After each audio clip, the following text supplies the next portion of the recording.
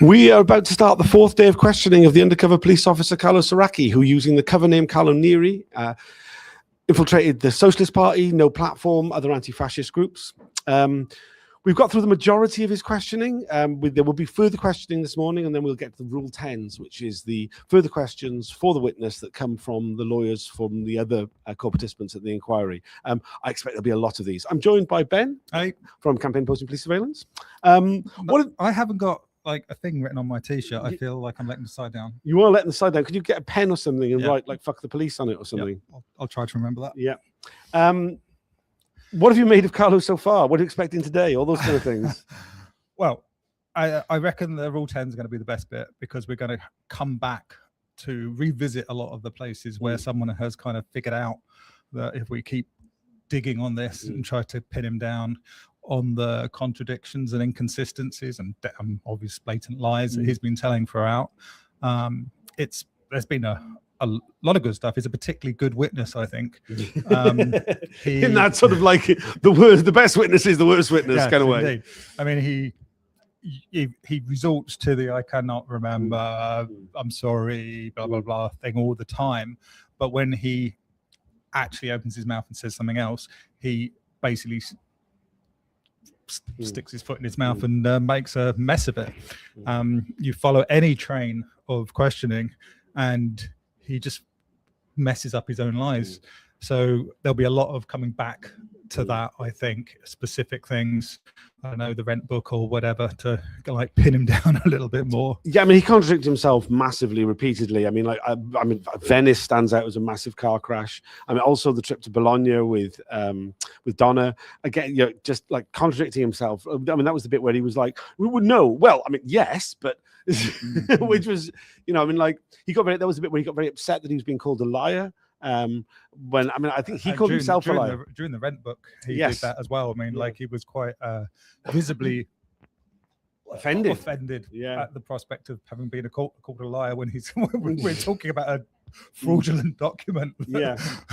I mean, his whole approach. I mean, there's been no consistency whatsoever. I mean, like he went to the wire to defend his honor on the fact that he definitely didn't engineer himself a romantic weekend away to Venice with Lindsay, and then just openly accepted he fraudulently engineered one to Bologna with Donna. Like he doesn't seem to have like.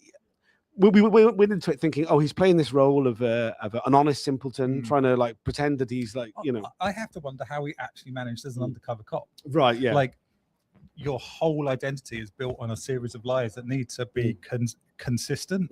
And the longer you're in, the longer you have to maintain consistency of those lies. The deeper you get with people who appear to now know you, the relationships you form, if you don't get into any kind of like significant relationships, then maybe it doesn't matter that your story changes, because you're fleeting through movements and nobody really knows or cares who you are. I mean, that's the nature of it. I mean, I think he had two strategies to deal with that. One was huge amounts of alcohol. So like he was drunk, people around him were often drunk. That made everything a bit fuzzy. But the other thing, and I think the main thing, something which so many of them used, was the liberal use of trauma. He claimed to be massively traumatized by events in his life. He connected to people with their trauma. And around those things, you know, just by our very nature, we protect ourselves by being hazy on the details of a lot of that, because we don't want to like know too much.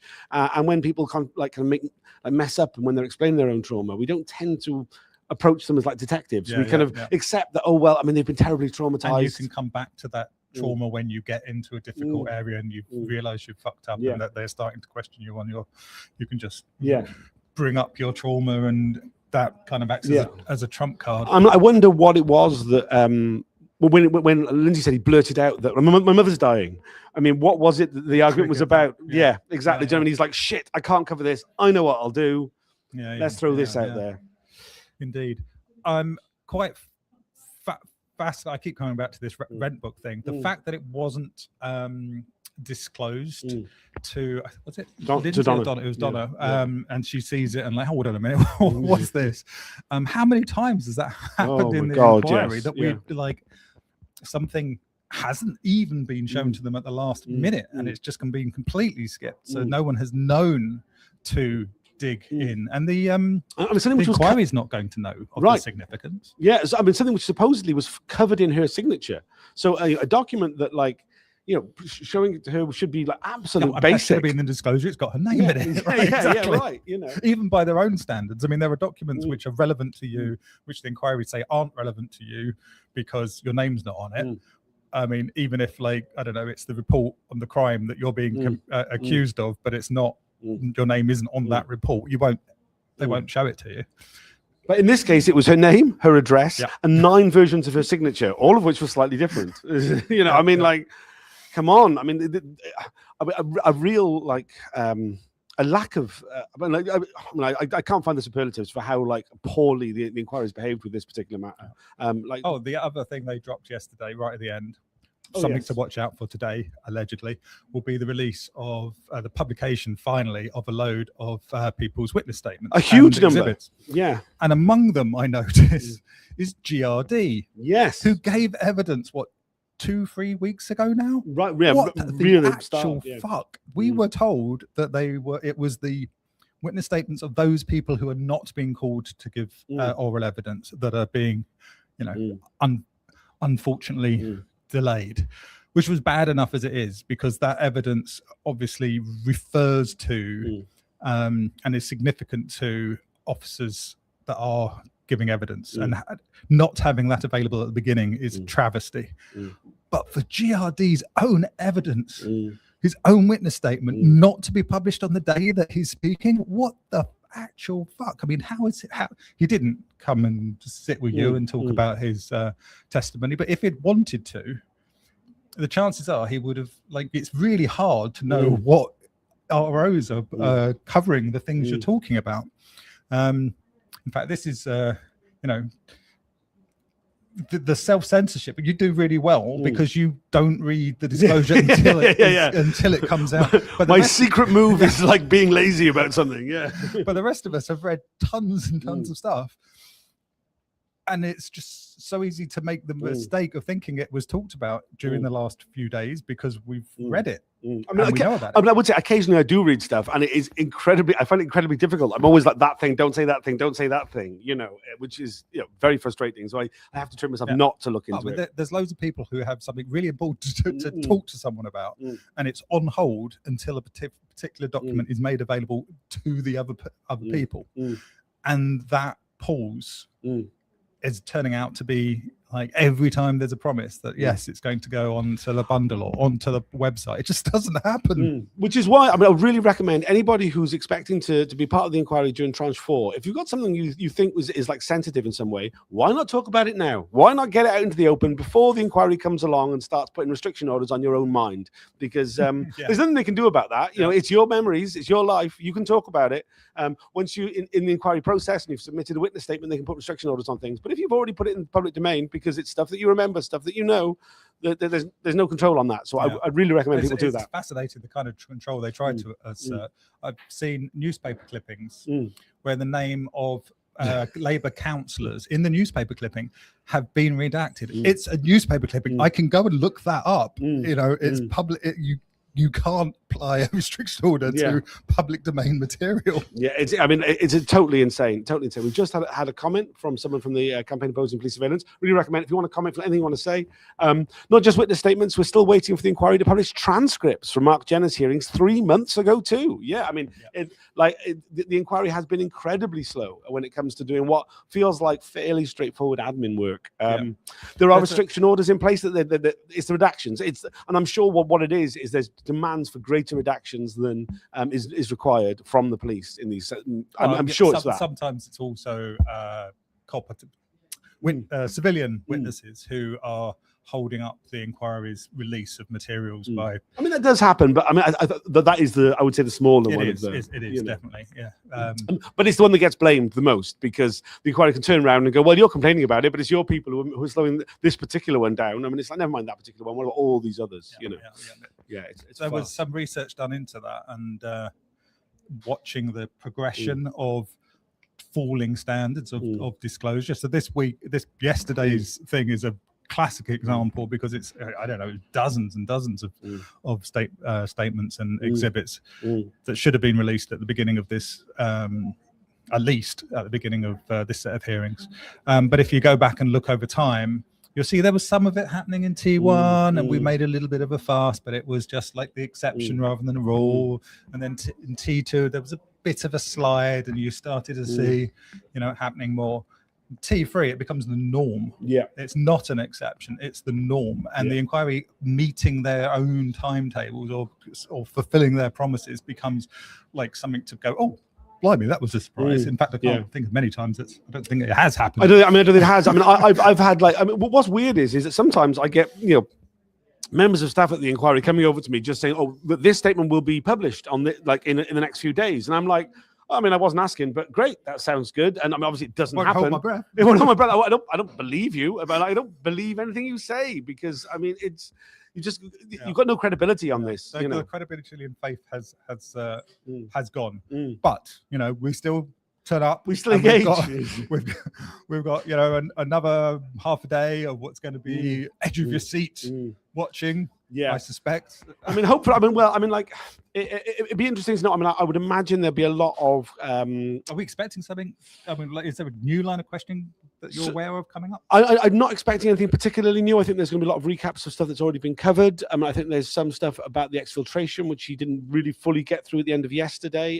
I'm not sure how much will be explored about the deceptive relationship with Carlo Soracchi's current wife, who was the third woman he deceived, who he deceived for over a year before confessing to her. There was a lot of restriction orders around when he was being asked about that, because quite frankly, Carlo Soracchi didn't. You know, I mean, it's restriction orders to protect him and his family, and he's breaking them on the stand. I mean, it's a farcical situation. So there is a section that will be enclosed. There was this morning. That will be this morning. Before they are obviously before the Rule 10s. for the Rule 10s. There was a section enclosed with Donna McLean, and there were. I imagine there'll be a lot of different topics that were in the closed. We won't get to know anything about them. None of us will be able to be in the room. But if only you knew what was being said, you would have a completely different perspective on this whole thing. Yes, I mean this is something which John Mitting said in response to Lindsay after she said, you know, look, they've been institutionally misogynistic, institutionally sexist. I mean, he said that to another witness as well, right at the end. I can't remember who it was. One of the family justice campaigns. Yes, he did. And it was like, to think whatever you've gone through, and however awful you think it is, and however like unjustified the spying on your family was, if you knew what I knew, you know, you think differently. No. I mean, I mean, it's a nonsense. I mean, I think it's a deeply unchristian move of Sir John Mitting to present that particular phrase, if you knew what I knew. He should, in all good conscience, bear good witness to what is secret and let it remain secret and not present it in such a manner. It is cruel and unnecessary. I think I think he needs to look at his conscience and realize that making such statements are damaging, harmful, and hurtful. And it's very wrong of him to do so. I think, I mean, one of the things about these closed sessions is we don't know how many there are. Yeah. We have no idea.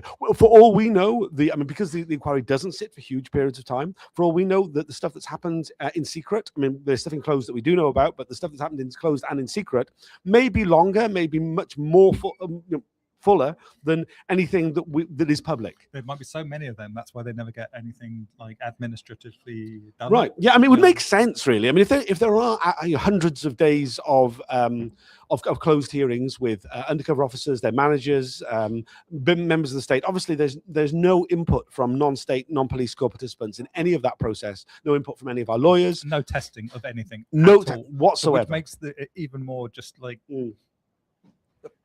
Just plain wrong to sit there and on a public broadcast and say, if only you knew what I knew. It's like what we do know and has been tested.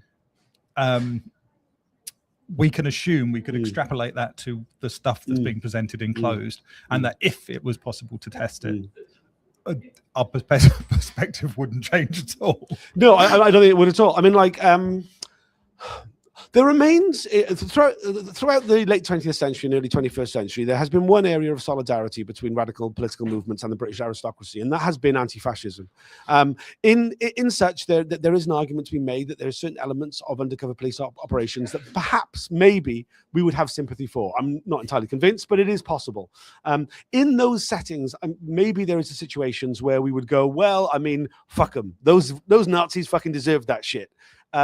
But I do not believe that all of the stuff that's happening closed is relating to that sort of behavior. There are closed areas, entire closed areas, which we believe to be, well, it's not the left wing, the other wing, which is, has been suggested. Yeah, but there are other topics too. Let's assume that they were making shit up about the far right and sexing up their reports in the same way as we've seen in the left.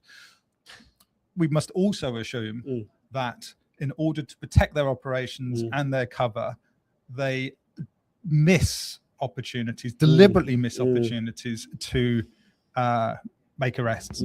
They will deliberately have dropped cases against people who are arrested in the presence of an undercover in the far right in order to protect them, in the same way we've seen dozens and dozens of times in the left. It's a travesty, a travesty of justice. It really is. It really is. I'm reminded of Jim Boyling saying that they didn't pass on information that led to prosecutions in anti-GM stuff because they were sympathetic. I mean, Lord knows how sympathetic they were to far right. How does the sympathy fall? And yes, exactly. And what direction is that bias playing out? Who can guess? Things are about to start. We should head in. The broadcast will start at 10:10. It's 2 minutes to 10 now, so about to go into the hearing room. We'll be sharing that. We'll be doing videos in every break throughout the day. It'll probably be an early finish. Tune in if you can. Please like, share, subscribe. It makes a huge difference to how widely these videos are viewed. And we'll see you all during the first break. Bye for now. Bye.